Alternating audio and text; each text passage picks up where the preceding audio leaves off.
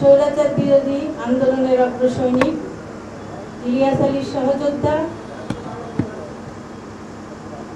বর্তমান বিএনপির নির্বাহী কমিটির সিনিয়র যুগ্ম মহাসচিব অ্যাডভোকেট রুহুল কবির রিজভী, উপস্থিত আছেন বিএনপি চেয়ারপারসনের অন্যতম উপদেষ্টা জনাব আবুল খায়ের ভূঁইয়া, উপস্থিত আছেন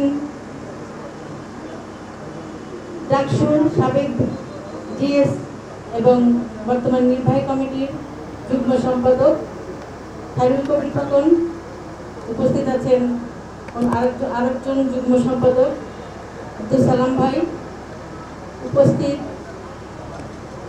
আরও আমাদের যে নেতৃবৃন্দ আছেন ইলিয়াস আলীর অগ্রজ এবং অনুজ, এবং আজকে যারা এখানে উপস্থিত হয়েছেন সবাইকে আসসালামু আলাইকুম। আজকে 13 বছর হয়ে গেছে ইলিয়াস আলী গুমের। আমি আজকের এই জায়গায় দাঁড়িয়ে ইলিয়াস আলী গুম হয়েছিল বা ইলিয়াস আলীর যে গুমের ইতিহাস 13 বছরের সেই বিষয়ে বলতে চাই না। আমি অনেকেই আলোচনা করেছেন ইলিয়াস আলী সম্পর্কে।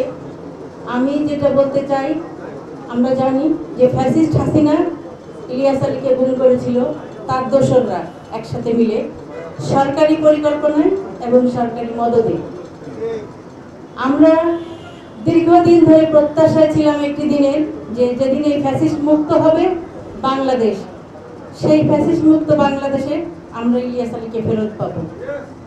আমরা প্রত্যাশা করেছিলাম যখন 24-এর 5 আগস্টে যে ফ্যাসিবাদ মুক্ত হয়েছিলাম আমরা, সেই মুক্তি হওয়ার পরে যে অন্তর্বর্তীকালীন সরকার ক্ষমতা এসেছিল, তারা প্রথমে যে আন্তর্জাতিক সনদে সদস্য হিসেবে স্বাক্ষর করেছিলেন, গুম আন্তর্জাতিক সনদে স্বাক্ষর করেছিলেন এবং একটি গুম কমিশন করেছিলেন। আমরা তখনও আশাবাদী হয়েছিলাম যে আমরা এর মাধ্যমে আমরা আমাদের গুমকৃত ইলিয়াস আলী সহ আরও যারা আছেন সবার একটি অবস্থান সুস্পষ্ট বিষয়ে জানতে পারব।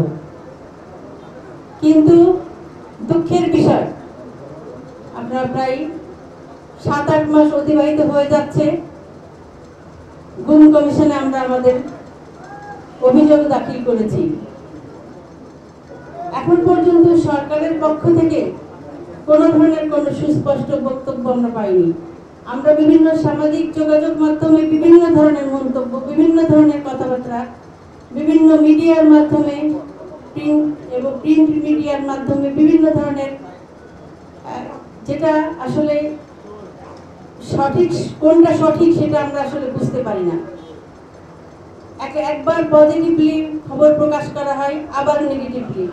সম্প্রতি একটি খবর গুম কমিশনের থেকে, আন্তর্জাতিক অপরাধ ট্রাইব্যুনাল থেকে বলা হয়েছে যে বাংলাদেশের 100-রও বেশি লোক ভারতের কারাগারে বন্দী আছে।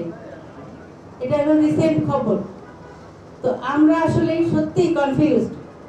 আর আমরা 13 বছর ধরে প্রতি বছরই এই গুম দিবস পালন করা, এইটা নিয়ে কথা বলা, আমরা ক্লান্ত হয়ে গেছি। আমরা চাই না যে ভবিষ্যতে যেন আমাদের এরকম একটি দিবস আবার পালন করতে হয়। আমরা বর্তমান সরকারের কাছে সুস্পষ্টভাবে জানতে চাই যে আপনারা আপনাদের গুম কমিশন, আন্তর্জাতিক ট্রাইব্যুনাল যেটাই গঠন করে থাকেন না কেন, গুমের বিষয়ে আপনারা কি করেছেন সেটা স্পষ্ট করুন।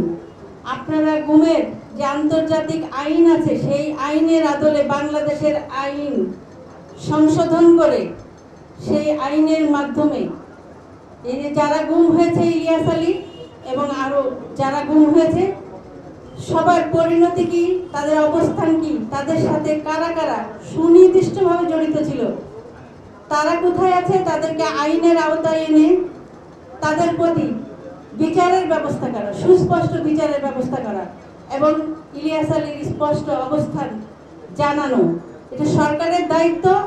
যেহেতু সরকার, বর্তমান সরকার ক্ষমতায় আছে, তাদের কাছে আমি বিশেষভাবে অনুরোধ করব, এর একটি সমাপ্তি প্রয়োজন। সেই সমাপ্তি যেন তারা দ্রুতই করে। এ ধরনের একটি বিষয় নিয়ে দীর্ঘদিন ধরে মানুষের জীবন চলতে পারে না।